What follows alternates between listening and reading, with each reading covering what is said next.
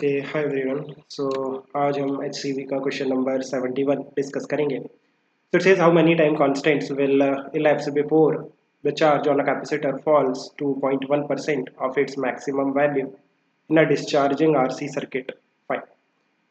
So let's say हमारे पास एक capacitor है जिसको हम इनिशियली चार्ज करते हैं। Let's say t is equal to 0 पे जो चार्ज है इस कैपेसिटर पे वो कितना है Q नॉट, और t इज इक्वल टू 0 पे हम इस कैपेसिटर को एक रेजिस्टर जिसका रेजिस्टेंस R है उससे कनेक्ट कर देते हैं।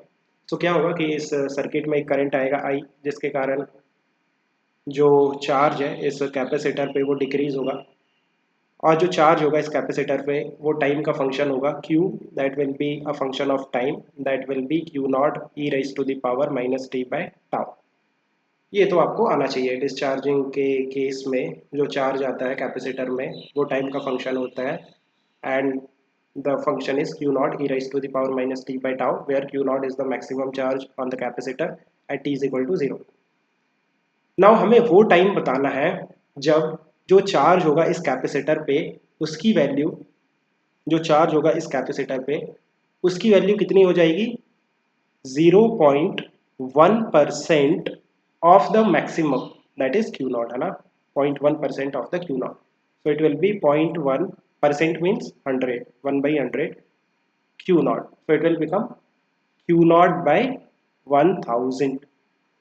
So Q की वैल्यू कितनी है Q naught by 1000, अब पुट कर दो Q naught upon 1000, that is equal to Q naught e raised to the power minus t by tau.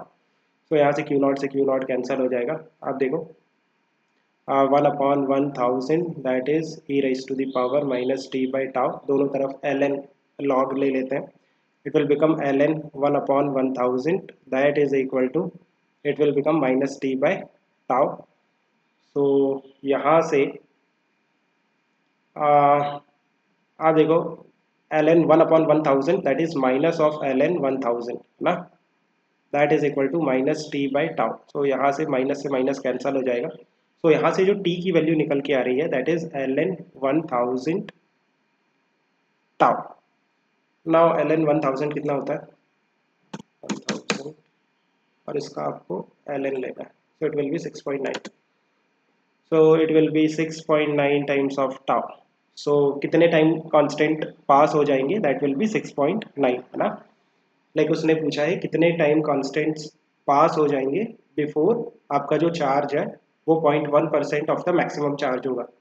सो जो टाइम की वैल्यू आ रही है वो 6.9 टाइम्स ऑफ टाउ आ रही है। टाउ क्या है टाइम कांस्टेंट। तो कितने टाइम कांस्टेंट पास हो गए that is nothing but the coefficient of this tau which is 6.9। So answer will be 6.9 time constant pass हो जाएंगे before that desired condition is achieved.